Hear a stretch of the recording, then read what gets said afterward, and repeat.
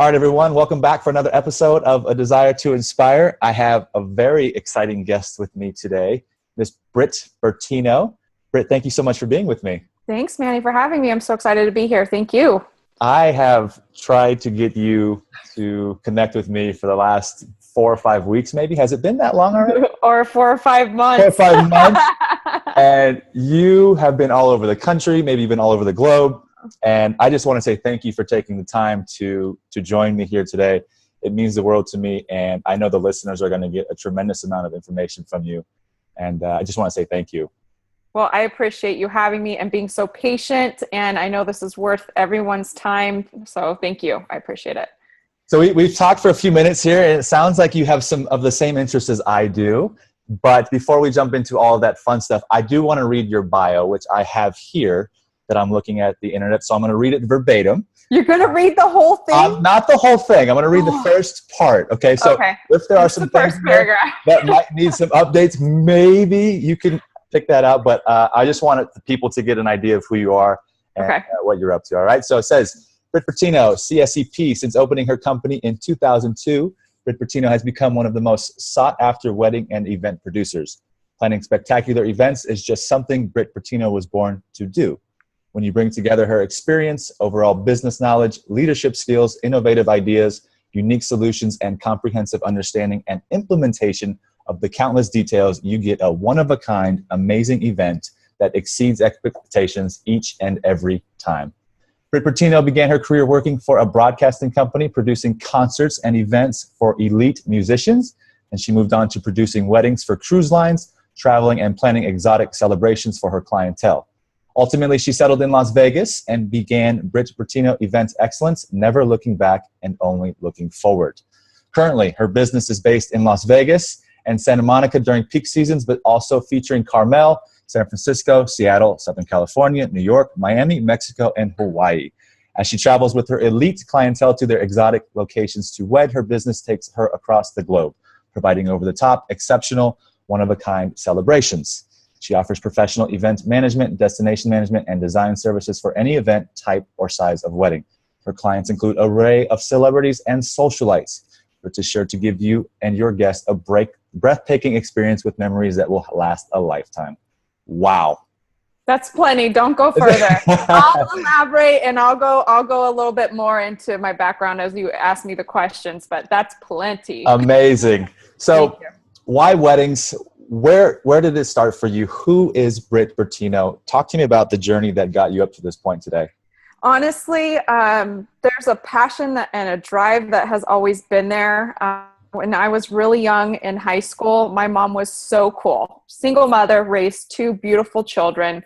And she let us have all the neighborhood kids over, and we used to throw parties in the garage. We'd have like little skate parties. We'd have dance parties. We'd do all these fun things, and we transformed that garage into a mini party with all the kids. So it wasn't just at birthday times, you know, when I had my birthday or my brother had his birthday. We would have these parties all the time, and the kids would come over, and we'd have a nacho bar, taco bar.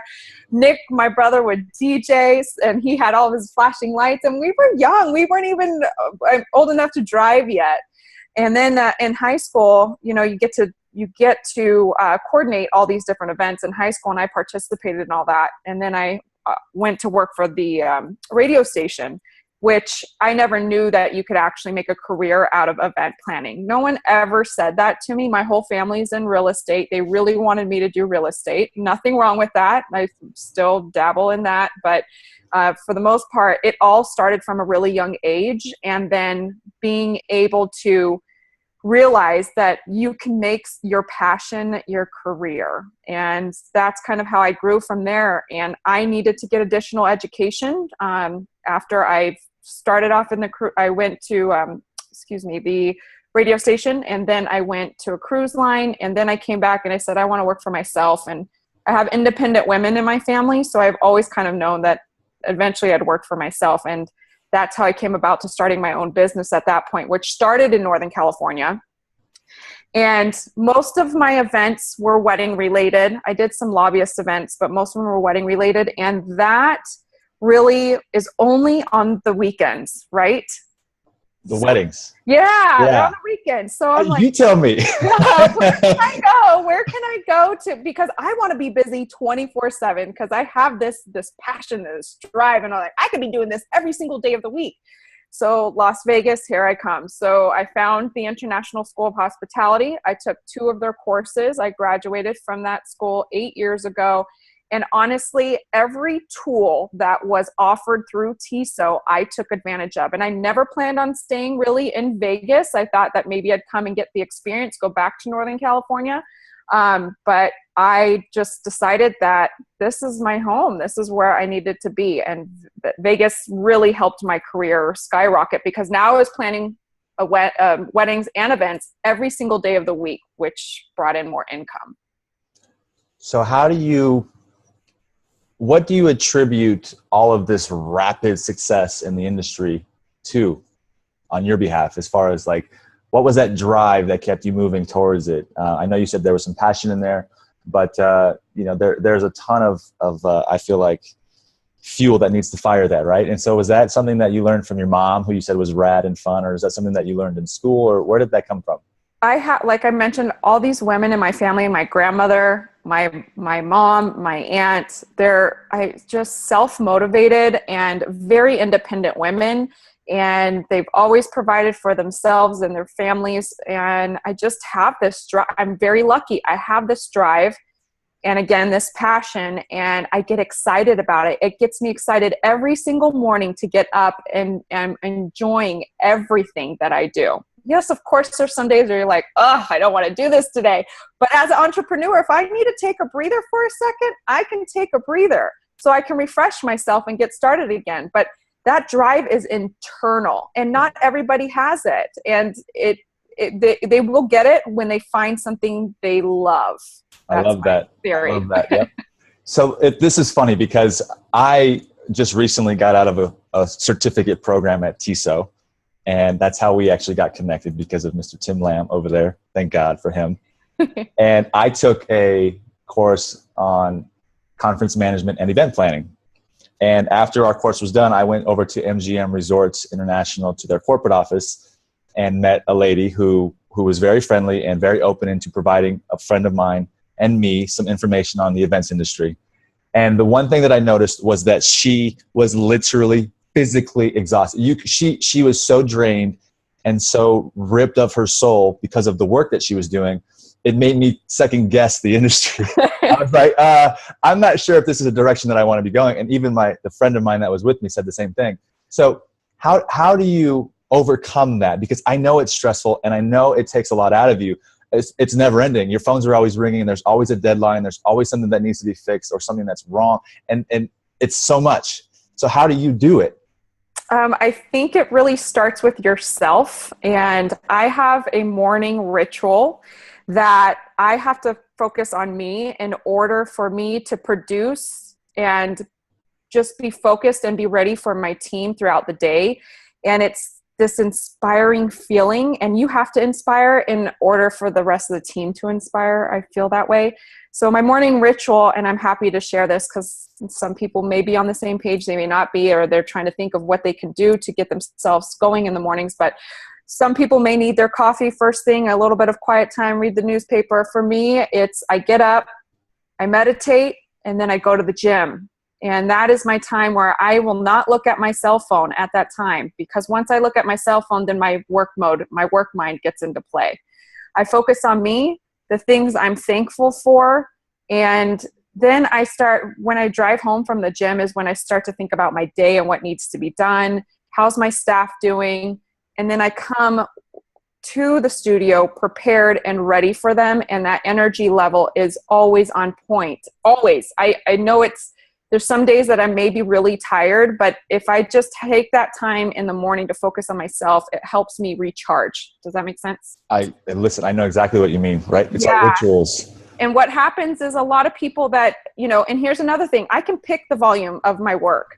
When you work for a large corporation or a DMC, it could be high volume and they can be short staffed. So some of those people are so spread thin and they're working 16-hour days, sometimes more or less, whatever it may be. But they're also, here's another thing, they're working for somebody else. And as an entrepreneur, when you work for yourself, it's a different feeling and there's a different drive there. And it's okay. Not everybody's born to be an entrepreneur.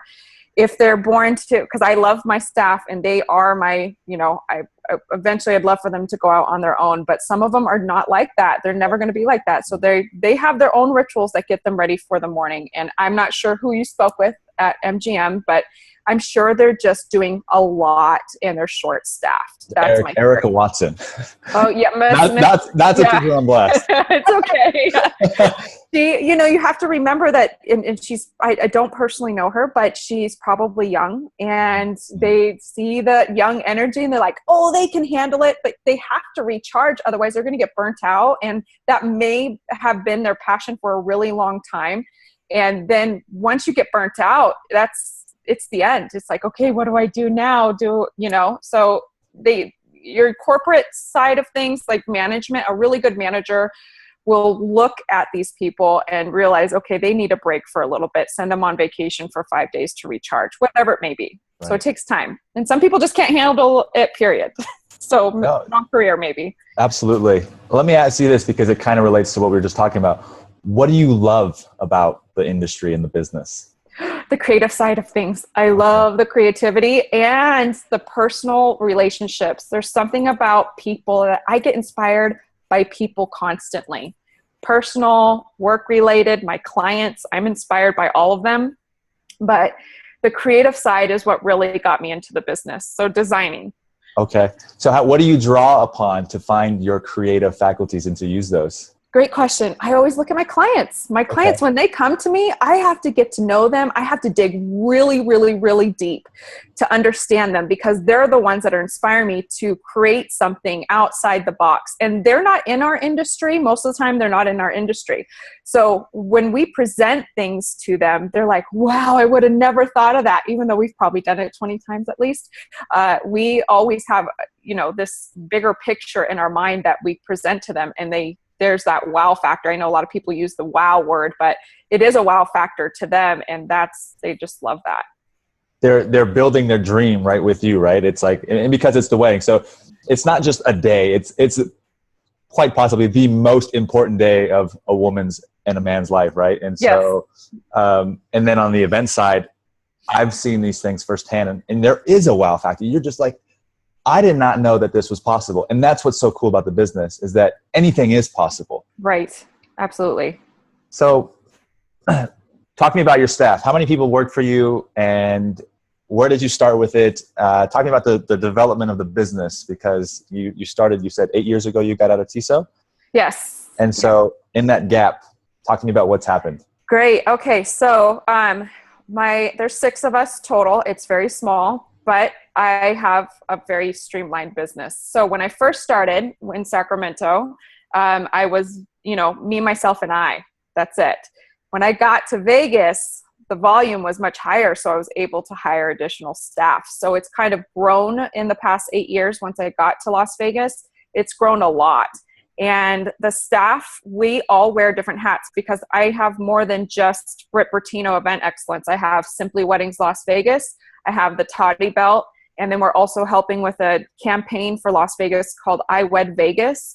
And that is just more of creating awareness for wedding tourism in Las Vegas. But all of the staff wear different hats, and they are team players for everything. So it kind of switches up their regular routine. On the wedding side of things, the Simply Weddings brand is the high volume. It's any wedding that's under $75,000 and they want a particular package. The staff will directly work with those brides and grooms, and I just kind of oversee what they're doing to make sure they're obviously sticking to my brand. But for the most part, they run with those weddings. On the Brit Bertino Event Excellence, it is all in or nothing. You can't pick my packages apart. I charge a percentage, and I pull in, depending on the client, I'll pull in a particular one of my coordinators that best matches my client, I guess, to help me throughout the planning process. So there's a couple hands on the Brit Bertino side too. So how are you? Yeah, no, I get it. Listen, I'm learning about the industry as much. That's what I love about this show, is that I get to learn from experts in their respective industries. Sure. And I'm just sucked into the monitor or to the conversation, and I love it. So it's fantastic. Okay, so how do you drum up new business at this point? Is it all referral based, or are you doing online campaigns? Talk to me about that a little bit. Sales, honey. Oh, that not everybody has this feature either. They just some people cannot sell, but I feel like I can sell ice to an Eskimo. But I'll get those referrals. They're great, but I have to continuously get out there and show my face. And I'm part of tons of different organizations. I put my hands into the community. I do, speaking engagements. Anything to self-promote, I'm consistently selling. And that's a huge part of any business, is sales, marketing, and obviously being innovative. You have to be very innovative in this industry. And innovation comes with how you sell as well, because you have to sell innovation. That's my theory on that one. So sell me a wedding package right now. Are you getting married, Manny? I'm not. Not anytime soon. I need to find a girlfriend before I can get married, right? Yeah, that's exactly. Just take your time. That's all I got to say. Just take your time. Listen, if you want to marry me to my work, I'm okay with that. Yeah. That's got to be a custom package, though. I understand, because that's what a lot of people tell me all the time. You're married to your work. And I said, it's my child. That's how I think of it. It's my child. And it's forever growing and will continuously grow all the time. So where did you learn such excellent sales skills? I want to go back to my family. I mean, they would be working in real estate. It's consistent sales all the time. And even when I was younger, my mom would bring her work home. She'd be on that phone for hours and hours. And though we'd be screaming and playing in the background, she continued to help her clients. And I would listen to her conversations. She may not know that, but I would listen all the time. And her sales skills were unbelievable. I think that's how I really learned it, from her, and then going out on appointments with her. And then eventually, when I worked in the corporate world, I always had to do sales as well. But I feel like I'm a pretty personable, outgoing. I listen and I ask a lot of questions, even though today I'm talking a lot. But that's because you're asking me the questions. That's exactly what it is. But the point is for you to speak up as much as possible so that you can give us all kinds of wonderful information. Yeah. Sales is, it's a skill. It's definitely a skill. So anybody that's listening and this is like your weakness, I highly recommend that you practice with somebody else, or if you can pick up, find a coach like yourself, Manny, that can help on the sales side of things. Find somebody that can help you improve your sales skills, because a lot of people get nervous going out there. But once you do it time after time after time, you'll be very, very comfortable at that point. Yeah, I love that point you make. It's repetition. It's tedious. And, don't be afraid if it doesn't work for the first time, because listen, we've got to start somewhere, right? The goal is to just get in the game, take action. And then if you trust the process and you develop yourself over several months or years, you're going to become an awesome salesperson or whatever it is you're trying to do. Right. Okay. So who has been the most influential person in your life? Is it a mom? I'm going to say it's my mom. Yeah. Okay. She is a rock star. She is a rock, period. She's amazing. So there's so many great qualities about her, not just on the business side of things. She's a wonderful mother. And she's always applied herself to my brother and I. My dad has too, but I grew up in my mom's household, and she's a huge inspiration. Huge. Even till this day, she continues to inspire me. That's great. Yeah. Does she still live in Northern California? She does, and she's still working in real estate. Oh my gosh. She probably owns the Sacramento market. Yeah, she does. She does. She's great. Well, I'm sure if she retired, you'd have a job waiting for her down here in Vegas, and she could comfortably retire in Del Webb or something like that in Summerlin. She always wants to help me with weddings. In fact, my aunt too. Everybody wants to help with weddings. I'm like, girls, you have no idea.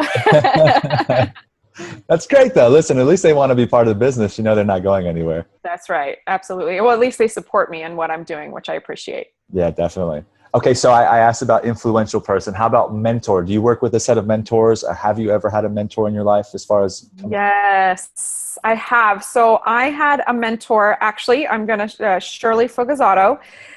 She is an instructor at TISO, and she moved away, and I believe she's back now. But I really, really turned to her for a lot of questions when I first came to the Las Vegas market. She inspired me. She was a past president of ISIS, now called ILEA, and she had her own planning business as well. And she's just so organized, very well put together.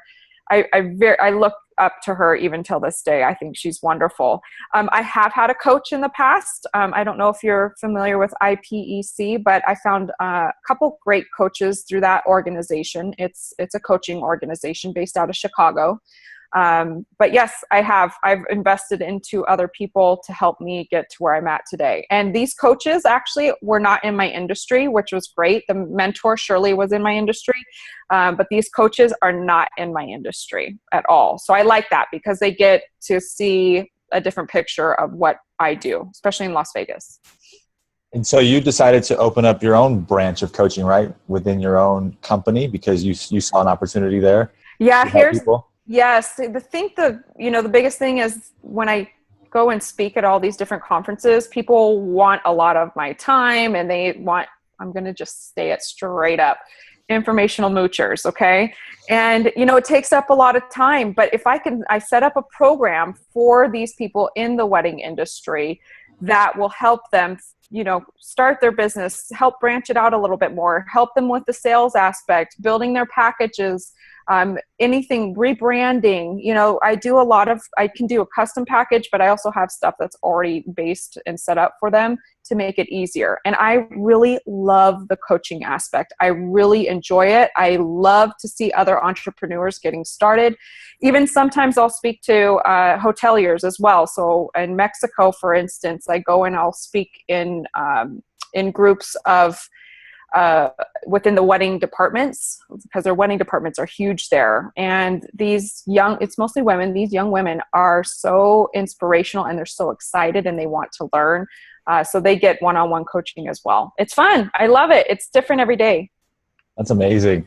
So when your name was brought up to me in the very first conversation with Tim, it was used in the same sentence as celebrity, wedding, and event planner. Are you in fact a celebrity wedding and event planner, or how does that come to fruition? I think I'm going to say this as well. My PR company put that brand together. And here's the deal. We have had I'm going to use high profile clients. Absolutely. We have. Sometimes we can share them and sometimes we can't. So yes, I would fall underneath that category. Am I doing them every single day? I'm going to tell you, yes, I am, because I feel like every single client that I have is a celebrity. What a great answer. I love that. They are. And, they inspire me and they are wonderful. I've got the best clients right now and I'm enjoying it. And trust me, I don't know if this question is going to come up, but there are some pain in the ass, excuse my language, clients that we all have to deal with that make us better later. And you'll look back and be like, I learned a huge lesson with those difficult clients. But right now, I just wish I can clone all my clients because they're amazing. I love them. So let's talk about the pain in the ass client. Okay. How would you handle a pain in the ass client? Lots of patience and lots of breathing, slow breathing. Honestly, that's what I have to do. I have to take a step back, jump into their shoes and understand what is going on in their world that's making this planning process so difficult. And I'll be honest with you, weddings can be a very stressful moment and time for families.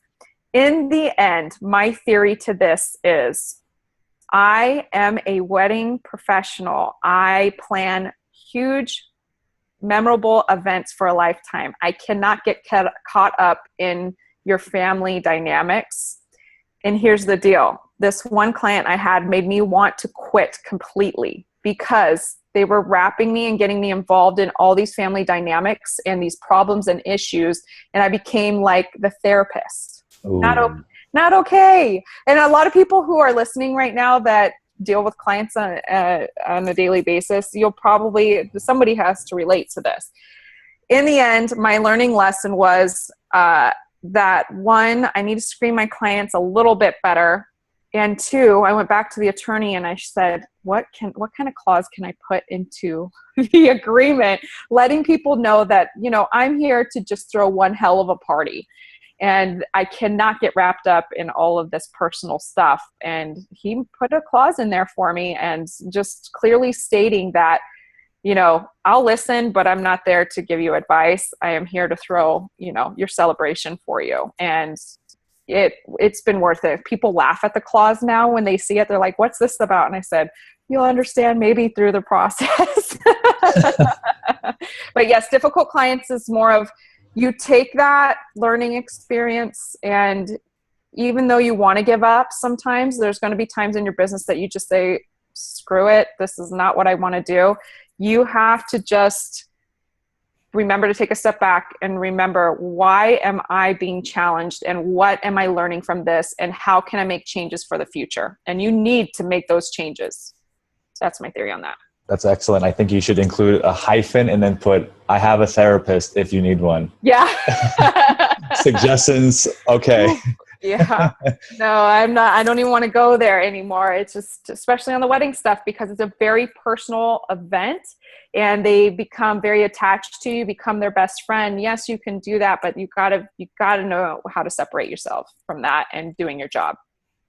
Because we're kind of going down this road, what have been some of the most challenging things in this business for you up to this point? Or some of the biggest obstacles that you've had to overcome? I think the biggest ones would be preparing for the seasons in Las Vegas. So, we have our peak seasons, we have our slow seasons. So what are you doing in between time to bring income in? The biggest thing is that it's never been smooth sailing, and there's going to be times there's been times where I've never been able to pay myself. I pay the staff first before I get paid. Why? Because I don't want them to go anywhere, and they're like family to me. I want to make sure they're taken care of. So I think that's how I came up with the Toddy belt. Was this was a product that can sell throughout the year, no matter if it's a peak season or down season. There's no peak or down season for selling a product for the event industry. And I make money while I sleep. And I always say that. I love waking up, and I've got orders in the inbox, and I made money while I was sleeping. That is awesome. Who can say that? People that have products usually. Right. So I think that, you just have to realize that there's going to be those ups and downs. So what are you going to do to fill that time? And whether you decide to have a product or not, what are you doing to revamp your business, revamp what you're offering, and doing those sales calls? That's usually the downtime, is also when I'm making my aggressive sales calls as well. So you are still hitting the phones yourself too? Always. Doing lunch appointments, going out and networking, and doing new calls. Actually, lately I feel like I've been trying to chase everybody because they've been moving around so much within the industry. So that's been fun. I'm like, where are you going? Oh, you're over here now. Oh, you're over there. So it's like, it's good because then you get to meet new people that are jumping into new positions. So how involved are you with the community itself here in Las Vegas or in other cities that you come and go from? So I'm very heavily involved, obviously, in the special events side, being part of, I'm on the, we'll start with this, past president of ILEA for Las Vegas. I'm the current international president for WIPA, for Wedding Industry Professional Association. I also help spearhead the chapter in Las Vegas. So I feel like that on the community side is fantastic. I help the Nevada Childhood Cancer Foundation. I work with Win-Win Entertainment with my friend Carla, working on projects, which is entertainers that are also giving back to the local community. So you have like your, bigger entertainers on the strip that are helping the local community, such as Nevada Childhood Cancer Foundation. We actually cross paths in that way. So those are the things that I'm doing. I also obviously do speaking engagements, and that is geared towards the special event industry. I'm on the advisory board at TISO. I'll fill in as an instructor when they need me. I have my hands everywhere, Manny. Where do you want me to go? So that's a perfect lead-in for me to ask this next question. How do you find time for yourself, and what do you do when you do get this time to yourself? I mean, you have to have this work-life balance, right? Otherwise, I think you would pull your hair out. Yeah. Like I said, my mornings is that time for myself, and taking time to go visit my family, vacations. So during my speaking engagements or when I'm on fam trips, things like that, I will try and take a few extra days for myself so that I can unwind and unplug and enjoy where I'm at. So if I haven't been to a place before, I usually try to stay a couple extra days so I can hang out. But that's my time for myself to recharge. That's how I know it sounds kind of lame, but I travel a ton, so I get to do this stuff. But here's the thing. I have a hard time unplugging. So I will be constantly answering my phone or emails just because I don't like people waiting on me for answers. So I'm constantly connected and I need to find a way to disconnect. So I'm still practicing that one. You might have to ask me that in a couple years from now because I don't have a family. So I don't have kids. I have my dog and it's her and I. This is what we do. Does she get to come along on trips with you? She does, yes. Yes, she does. She has a they always time. do. Yep. She has her own bag as well, and then she's sitting happily along on the airplane just going. You know it. She's spoiled. So when you speak, how do you prepare for a presentation? I practice. Practice makes perfect. I do, this sounds funny, but I tell my coaching clients this for those that are wanting to walk in those footsteps and be an educator too. I actually will practice in front of a mirror and I will do it several times until I have it down pat. And I have a little notepad and I just have bullet points. So make sure that I'm hitting those particular points during my speech. But honestly, when you're out in front of that audience, you feed off of their energy. So I switch up my practicing skills of, when I'm staring at that mirror, I just switch it up based on how I'm reading the crowd, which is extremely important because if they're not following you, you got to dummy it down a little bit. Or if it's lull and it's quiet, sometimes I'm like, are they understanding it? So I talk to them and I engage with them. And I'll switch some stuff up, but I have to prepare to be flexible too. How much time do you spend preparing? Depends on how long the speaking engagement is, what the topic is, but usually I start about a month or two out, and then I heavily practice a week or two beforehand. Okay. Research, lots of research. Yeah, I know a lot of people want to jump into the speaking industry, but a lot of the time there's that fear that cripples them. So what advice would you have for them if they were scared to get started? What route could they take in getting going? Honey, just do it. Just do it. Like Nike, yeah. Just do it. that catchphrase has come up a few times in the last couple of weeks. Oh, you just have to jump all in. And once you get into it and you get over the fear of being in front of all these people, they want to hear from you. These people are hiring you for a reason. They want to hear your story and they want to hear what deliverables you have so they can take away information. They don't care. They don't want to see you nervous up there. So I just think that you just have to just give it a shot and practice. My friend Patrick Peel, who's also in the industry, he wanted to do the same thing. So I said, well, why don't you start teaching first? If you start teaching, then that will get you comfortable talking in front of people. And then you can go into the speaking realm. So right now he's teaching at TISO. He's teaching some of the course. In fact, was he one of your instructors or no? Patrick Peel? Is he with Hello, Las Vegas? Yeah. Yes. Okay. Yes. He's amazing. So, he's trying to get his skills in the classroom and his goal is to also go on the road and start some speaking engagements as well. So he's definitely got a personality for it. Yes, he does. Yeah. He'd be a good person to interview, by the way. He was great. Yeah, actually, that's a great recommendation. Thank you for that. No problem. All right. So what's the vision? What's next in your life? We're here today, but what's the next step and where do you want to take all of this fun and memorable, exciting things that you've done up to this point? Well, each of the brands. So here's my theory about having businesses.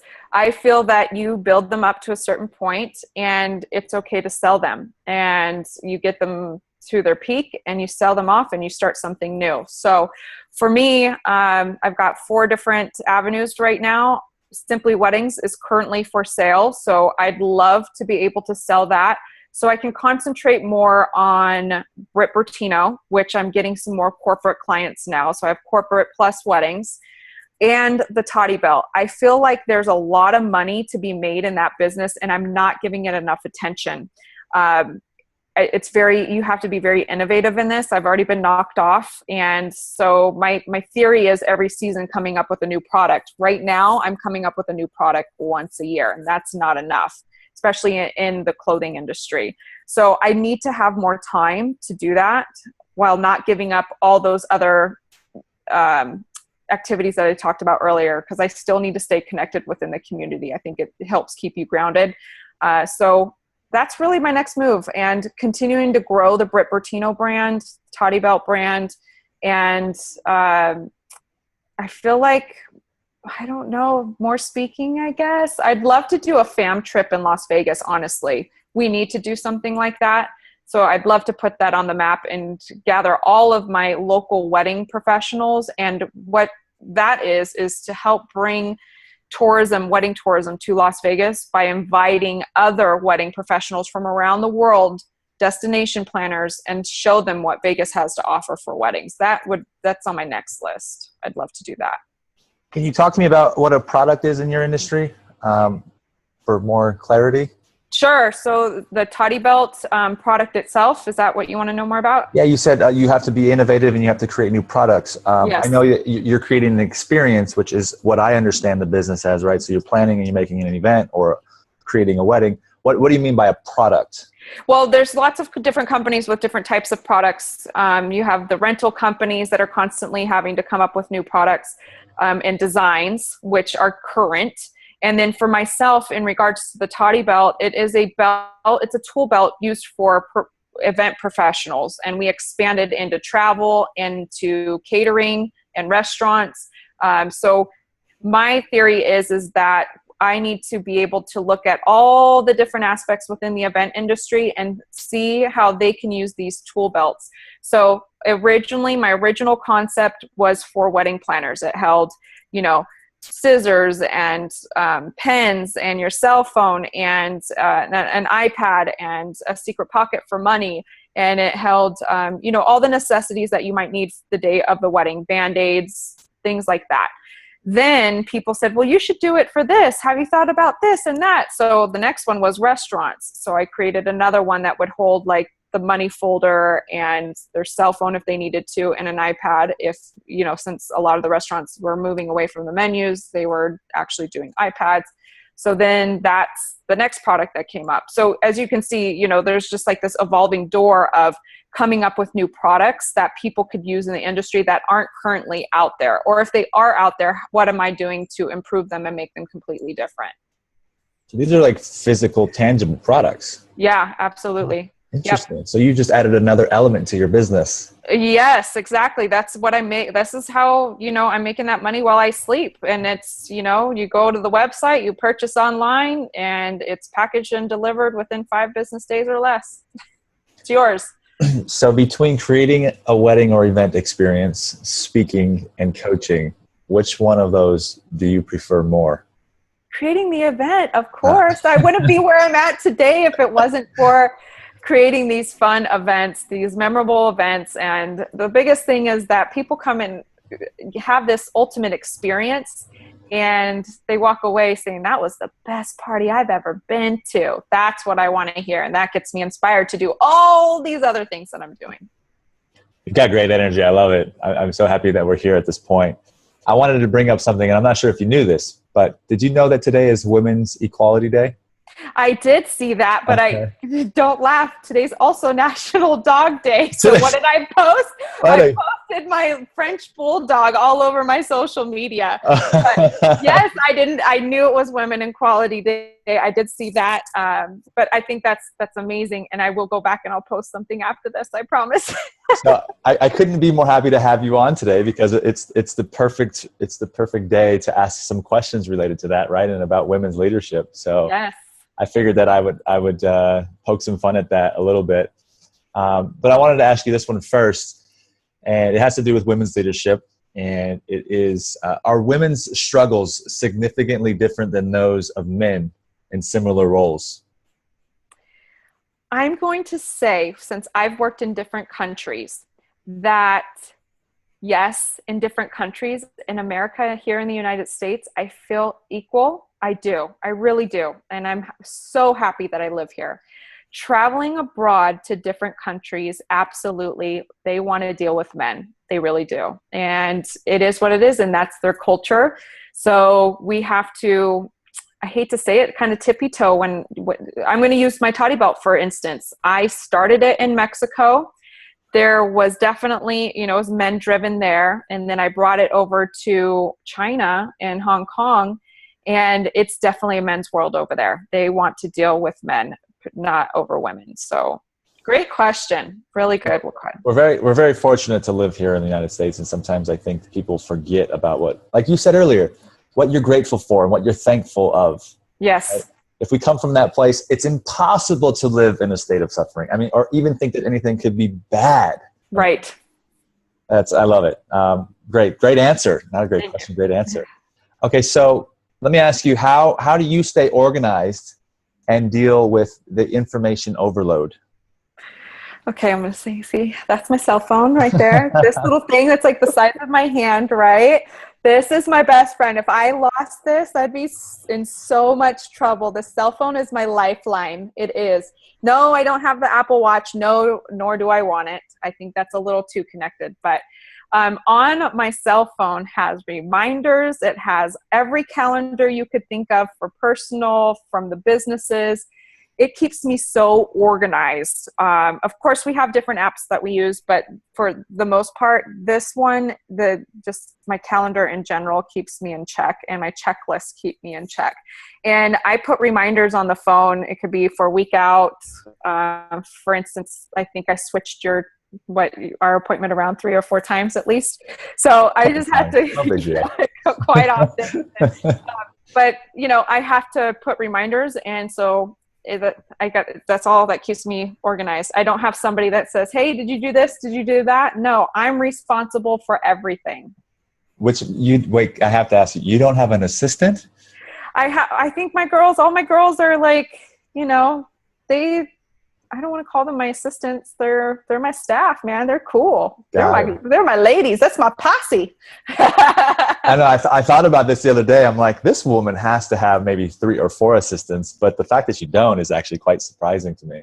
Oh, yeah. I could give them any title, but in general, they are like they're just my posse. That's how I roll, with a posse of very self-motivated girls. So women. So let me ask you this. What do you do for your girls to make them feel included always, to make them not want to leave? I mean, there's got to be a company culture that's been set there. How did you cultivate that? They probably get tired of it, but they hear from me daily. Even when I'm traveling, it's like I'm in their face constantly, and first thing in the morning too. So if I do it first thing in the morning, they know that I'm paying attention to what's happening all day. I never ignore them. I take their calls immediately. We do luncheons. We'll do, when it's slow, day spas, and do fun stuff together as a group. I think that's always important. I'd love to be able to take them on a retreat. I've been waiting for something to come to Las Vegas to do a retreat. I think that would be a lot of fun, but they're so busy, and I keep them so busy with doing different things. I think that's what gets them excited and keeps them on board and incentives. That's a good one. Incentives are important. So if they close business, they get paid extra dough. I think that's important because people like to make money, right? I think that's why most people get into work. And you combine what you love, what you're doing, with making a lot of money. Yes. And then we call that the good life. Yeah, absolutely. Absolutely. So I think that is, commissions are important as well to keep these people motivated. I love it. I can tell that it works great because your personality is off the charts. Oh, thanks. Amazing. Okay, so the next question I was going to have for you, what resources do women in leadership roles need the most? And how can we prepare and support them? Wow, what a good question. I would say the resources we need is, I'm going to say additional education. But I would love to see and hear from more entrepreneurial women and coaches myself. I feel like it's very male driven. Nothing against the males, but there are people out there, of course. But I feel like they're not out on the scene as much as the men are. Does that make sense? Yeah. Absolutely. And I'd like to see it obviously outside of my industry, because I get inspired by what others are doing in other industries. And I will always take tidbits from each person to bring back and use as my own skills in my own business. But I'm not sure who would drive something like that. I know there's associations, and maybe I'm just not looking into them close enough. That's a really good question, because for myself, I feel supported in the States, but when I leave the States, then I feel like I need those resources a little bit more too. How about this one? What resources do women use most often to help them through the difficult times? A really beautiful bottle of wine. That always works, right? A bottle of wine and your puppy. I'm like wine, food. We love food, I'm sure. Every woman is going to be different in their needs, right? So for me, it would be personally for me is that downtime and being able to take a step back and reevaluating. And I love to be able to collaborate with other entrepreneurial women. And there's a small women's group that I belong to here in Las Vegas. And there's only 8 of us. And we get together once a quarter. And they are very intelligent entrepreneurial women. And we talk things through like this, or difficulties through a business. So maybe finding your core group of people around you. And I'll be honest with you, I only knew one person out of this group, and she invited me to the group. And I met her at my gym that I work out at through my trainer. And she is very inspiring, and her story is amazing. And I am so grateful for her and grateful for the group that we can meet once a quarter. So maybe getting your own little mastermind group together might be helpful. I love it. All right, I'm going to give you a little bit of a break. I'm not going to keep pounding you with the women's questions. Okay. Because you just said something that was interesting to me, which I love to tap into, and that is gratefulness. So I always like to find out what a person is most grateful for in their life. I have a whole list, Manny. I'm not kidding. I have a whole list, and it's in my luggage over here. I take it with me wherever I go, and I add to it constantly. The top things on the list would have to be my family. I'm very grateful for my family. I am grateful for everything that comes to me. So any opportunity, whether it's good or bad, I'm learning from it. These opportunities I'm so grateful for because I'm learning from them. I believe I'm trying to remember the top 5. The next one would be my staff. My staff's on there. So I have family and staff are on the top 5 that I'm grateful for. Everything that surrounds me, water, my car, my house, all the things around me, my food, obviously I'm grateful for. Being able to be healthy and walk every day. All of those things I'm grateful for. So little things, big things. My list is really long, but I have to look at that list daily during my meditation. Before I start my meditation, I go through that list and make sure that I hit those points. Why is that so important to you? Because the little things are very important to me, to realize that there's a lot of people in this world that don't have what you have. And it's the simple things like a toothbrush or having food in the refrigerator, water, things like that a lot of people don't have. And we need to remember to say thanks. Thank you for all of these wonderful things around me. And I appreciate them. And I do live in abundance. I really do.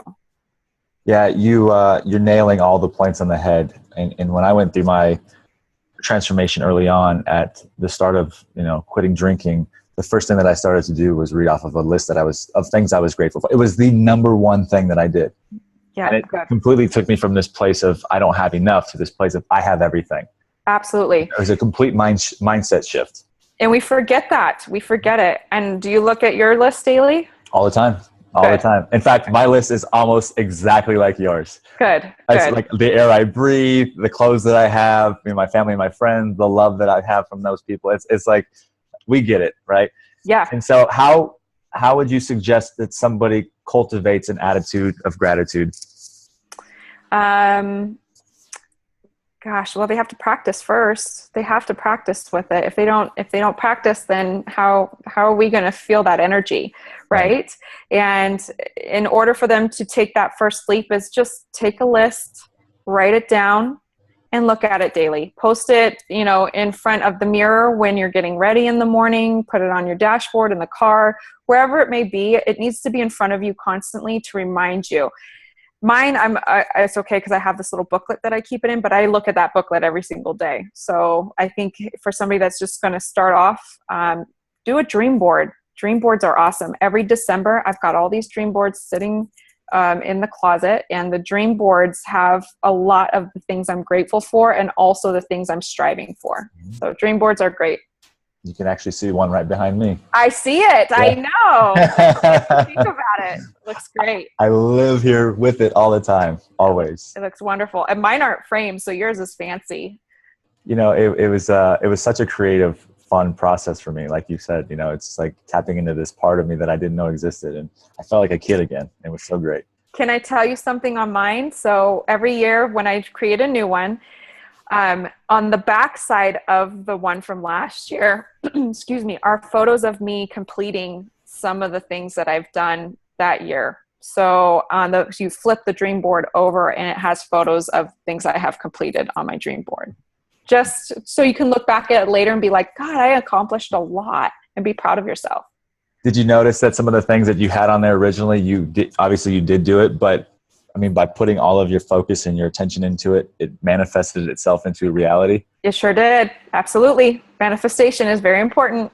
How could you explain that to some people that might be against that idea of like really foreseeing it, having it sit as like the only image in your mind and working relentlessly to achieve it? And then, oh my gosh, it happens, because it does. Yeah, it does happen. A lot of people just keep their thought process in their mind, but if you visually put it in front of you daily, it is a reminder, because if it's in your mind, you're going to get busy from your day-to-day stuff and not remember that you're striving for that every single day.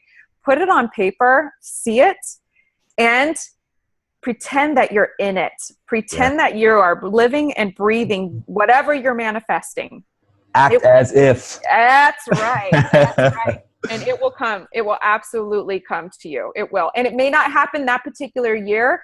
You may look back at that dream board 10 years from now and be like, oh my gosh, that's the house that was on my dream board. Yes. And I'm getting it. Or this boat or whatever it may be. This is like, I've been striving for this, and it may not happen right at that moment, but never give up along the process. So anything that I didn't complete from my dream board the year before, I will usually move it to the next year so that I continue to strive for that. I love it. I still want it, of course. This is slowly turning into a personal development conversation. Hey, you know what? But it has to, you have to start with that in order to be successful in life as a person and business owner. That's my theory. I couldn't agree with you more. So what do you do to continue to make yourself better? How do you continue to learn about Bertino? I continuously educate. I go and get additional education myself. So I'm continuously going to conferences, going to different networking events that are really driven towards education. I love to hear what other people are doing. And self-improvement, obviously, I know we're talking about it, but going and applying yourself to different type of podcasts, just exactly like what people are doing right now, and participating in chat rooms and all of that, I think is really important. I'm inspired every day. I learn something new every single day, and I write things down so that I remember to apply them later. Yes, writing things down, journaling your life. I'm a huge advocate of that, because the truth is there's like something of 60,000 thoughts that go on in our brain each day. Yep. And I mean, if you're not writing things down, whoosh, they get washed right away. Oh, I forgot what I was thinking about earlier.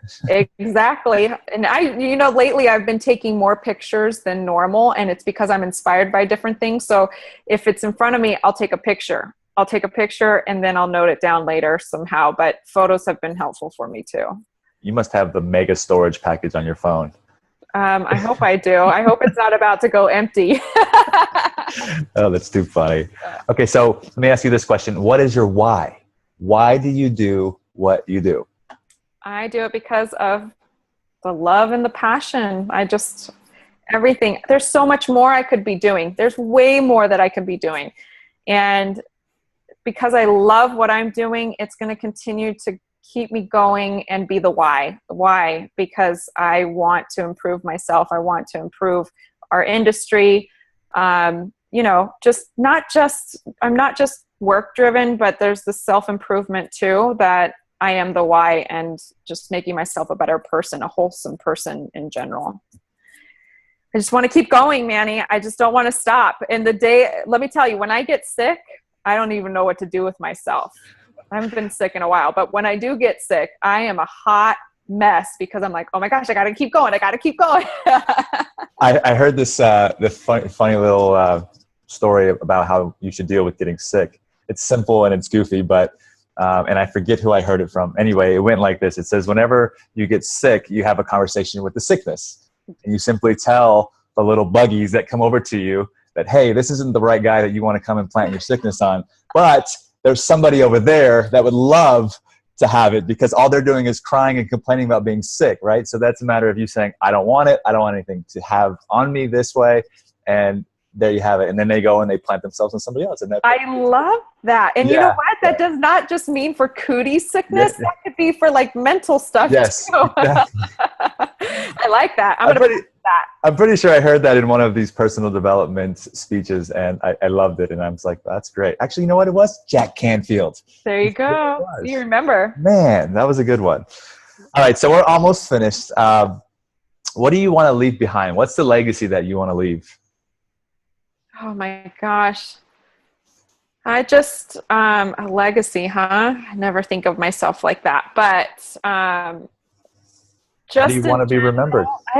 Just one loving, inspirational ball of fun. I don't know how to say it any other way. I just want to, I cherish people and relationships, and I care about others, and I want to help others. I want others to succeed.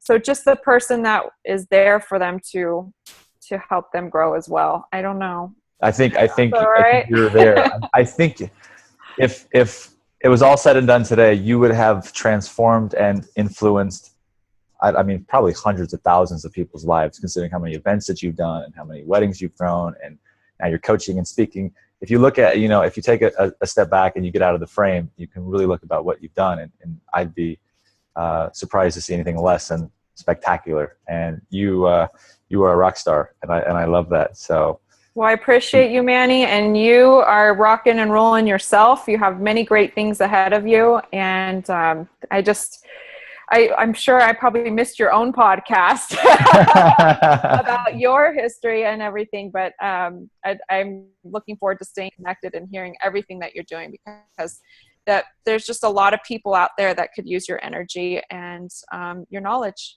I'm trying, and I do appreciate that. I do have one more thing for you, though. You're not giving away just that. Okay. This is the end-all, be-all of the interview, and this is the most important thing to me, because I always ask it. It's the one question. So, what is your one message of inspiration for people that are listening to help them uncover their potential, to tap into it, to find out, what they're really capable of?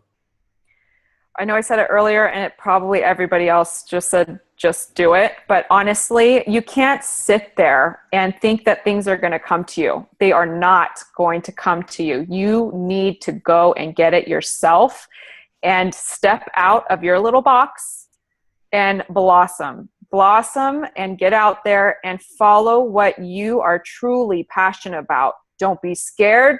Everybody's like, money this, I need money for that. No. There's other creative ways to get out there and share your story, and you're going to meet the right people that are going to get you connected and help you follow your dream. Honestly, you just have to get out there and stop saying, just don't think negatively, and stop saying to yourself that, oh, I can't do it. You just get up and do it and make it happen. Make it happen. That's what I'll use. Make it happen. Hey, make it happen. That's what you have to do. Well, there you have it, from the wedding and event expert herself, who is transforming many lives and an industry. And I again, I can't thank you enough. I've had such a blast here talking with you. I know you're traveling right now, but maybe we can get together when you come back, if you can find time for that. Yes. So we could actually get a real face-to-face. But I think that would be amazing. Sounds great. I'm looking forward to it. And I hope everybody learned something new today that was listening. There's going to be plenty of information and a wealth of knowledge that comes out through the other end of this recording. I love it. Excellent. You've been awesome. I am going to put you on pause now. That's why I just paused that, so I can cut it right there. All right. Got it. So we're not recording anymore. No. All right. We are doing the first internet 3 secret questions. I have Brit here with me. Now you can see her lovely face. You've heard all that great stuff with the interview that we just did. And now I'm going to jump into my 3 secret questions. The first one I wanted to ask you is, how do you draw happiness into your life? How do I draw happiness into my life? Being around people that are just as happy, or very positive people. That's how I draw happiness into my life. And lots of good food and wine. Well, we know now that you love wine. Yes. What kind of wine do you like? It all. You start from champagne and go all the way to port. I like it all. It's good. That's great. I love it. So I'm glad that you are a supporter of booze. And I went the opposite direction. I'm like anti, but I don't say that in a bad way. I completely love to be around people who enjoy life and have fun regardless. So excellent. Amazing. Next question. Can you tell me about a habit that you have in your life that has helped you excel? And maybe also one that you have maybe before today, that has kind of crutched you? So I'd say, like people will hear in the podcast, but I do daily meditation. That's extremely important in order to get me going. And it's a ritual. I do it every single day. And as well as working out, just to get my mind going. As an entrepreneur and working for yourself, you have to keep self-motivated. So my mornings are very important to me. If I miss them, you will know. Cranky Pants is coming out. You will know. I'll probably have a coffee in my hand, which I never have coffee at all. But that's usually when you'll know that I missed my morning rituals. Which would be, how often would you say? Not often. Yeah. Not often. Maybe once a quarter. Discipline. That's what that is. Discipline. Yeah, exactly. Exactly. There's no other distractions. It's impossible. I love it. Okay, last one. What would you do if you could not fail? Oh gosh, if I could not fail, I'd be one powerful woman, wouldn't I? No, failure. It's going to require you to think outside the box, because you're already doing everything. So what's the next thing like you haven't probably thought of yet? I mean, gosh, that's a great question. I mean, failing for me, I like it because I'm learning from it. And actually, I never use the word failure. I think of it as a challenge. So the challenges I overcome and I learn from it. Now, if I could never fail, I wouldn't be the person that I am today. That's for sure. I don't know how to answer that one, Manny. Hey, listen, you answered it to the best of your ability, and that's all that matters. Okay. Right? Yeah. I'm not going to sit here and wait for you to be like, I'm waiting for an answer. Well, no. I don't get it. You're freaking me out. No, never. Hey, listen, I appreciate you again, as always. You mean the world to me for doing this, and I will see all of you on the next 3 secret questions. Thanks, Brit. Thank you.